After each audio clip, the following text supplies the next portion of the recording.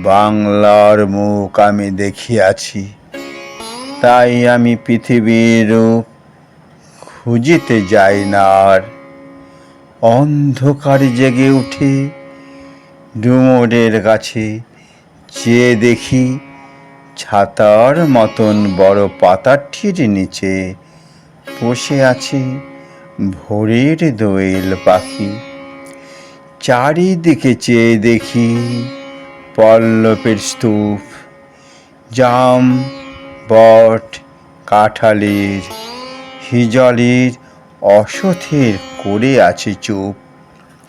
ফণি মনসার ঝোপে সটি বনে তাহাদের ছায়া পড়িয়াছে। মধুকর ডিঙা থেকে না জানি সে কবে চাঁদ চম্পার কাছে। এমনই হিজল, বট, তমালের নীল ছায়া বাংলার অপরূপ রূপ দেখেছিল।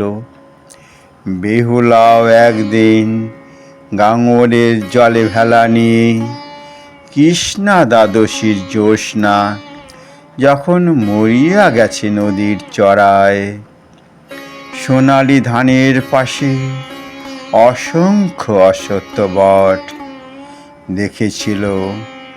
হায়, শ্যামার নরম গান শুনেছিল। একদিন অমরায় গিয়ে ছিন্ন খঞ্জনার মতো যখন সে নেচেছিল ইন্দ্রের সভায়। বাংলার নদী, মাঠ, ভাটফুল ঘুমরের মতো তার কেঁদেছিল পায়।